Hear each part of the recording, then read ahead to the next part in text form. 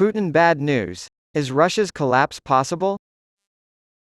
The uprising in June was not the beginning of a new regime as many had hoped. Instead, a period of slow decay for the Russian state will begin.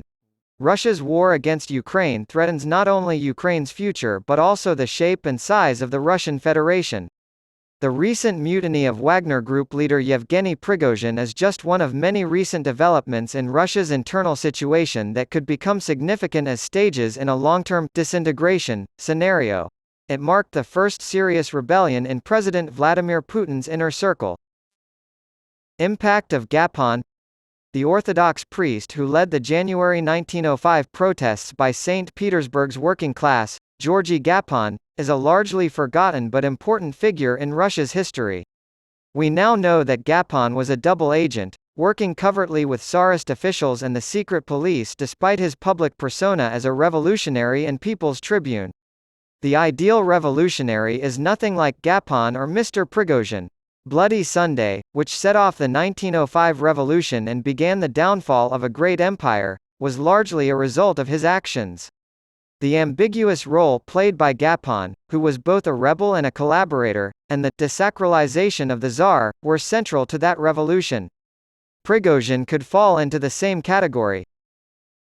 Even though the march was called off 200 kilometers from the capital, the main effect of Mr. Prigozhin's rebellion was to desacralize Mr. Putin's rule. The secret police eventually killed Gapon, and it was expected that Mr. Prigozhin would meet the same fate. The plane crash in which he was supposedly killed was likely orchestrated by President Putin's closest allies. Russia was put to the test in a major way by his peculiar rebellion. It revealed cracks in the inner circle of power that had previously gone undetected, exposing the vulnerability of the Russian president and the authoritarian system he built. Russia's history is littered with examples of sudden upheaval sparked by the dethroning of a holy ruler who fell from grace after showing signs of weakness or fear. No one was seen racing to save Mr. Putin as the Wagner troops neared Moscow. The Russian leader had to arrange a dramatic end for Mr. Prigozhin and his allies in order to save face and scare off any other potential rebels. However, Mr. Putin's opponents may see this desperate move as a sign of weakness on his part. Destruction processes. After a decline that began in the early 20th century and lasted until the October Revolution's victory, the Tsarist Empire finally fell in 1917. Tsarist Russia's authority was weakened by the country's economic decline at the same time that it was under pressure from a war with Japan. After a decade of failed political and economic reform following the outbreak of revolution, the empire finally fell during World War I and the subsequent revolutions in February and October of 1917. There were three major revolutionary outbreaks leading up to 1918, each preceded by a wave of strikes, army mutinies, two lost wars, and secession movements across the empire. But the year 1905 was crucial because it showed the Tsar's weakness and made him accept the first limitations on his power, paving the way for change. The Soviet Union, another manifestation of Russian imperialism, was founded in 1922 on the ashes of the Romanov dynasty. The great powers of the West, even as they modernized and reluctantly gave up the imperial idea, were clearly on a different path than the USSR. Examples of empires that were eventually forced to abandon their imperial pretensions and chart a new course include Great Britain, which fought Hindu nationalism for decades, and France, which fought Algerian and Vietnamese aspirations for independence. While this was happening, the Soviet Union was using Marxist ideology to subjugate its many constituent nations, including the Russian Federation. As a result, imperial expansion continued, reaching new heights after World War II. At its height, Soviet power restored some of Russia's lost territory from 1921 and added several new states as satellites. While every other colonial empire on land and sea fell in 1991, this expanded realm persisted until then. Meanwhile, Russia turned into a living museum of bygone inventions. At the close of the 1980s, Moscow finally faced the verdict of history. Mikhail Gorbachev, the Soviet Union's last leader, attempted reforms, but his policies hastened the country's economic decline and inspired aspirations in formerly subjugated countries.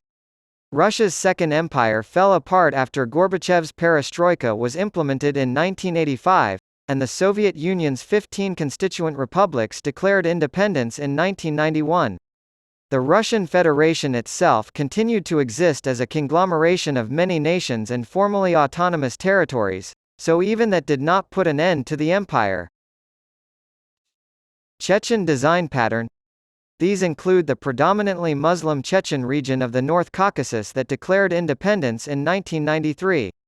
President Boris Yeltsin was urged to send federal troops to the rebellious republic by members of his entourage in 1994. As a result, peace treaties with the local government were broken, and many people were forced to flee to the west. The bloody pacification of Chechnya slowed the collapse of the Soviet Union. The Russian Federation was saved, but the country's experiment with democracy and free markets was put to an end in the process. Putin, who succeeded Yeltsin as president in 2000, learned from the mistakes of the Chechen leader. He made up his mind to use the Soviet legacy as a blueprint to construct a third Russian empire under his direct rule. His new government eventually became a semi-totalitarian one. It combined ideological tenets of both Tsarist Russia and Soviet communism. A political military oligarchy, largely made up of ex-members of the security services, controlled the country's income streams, which were based on the export of natural resources, primarily hydrocarbons.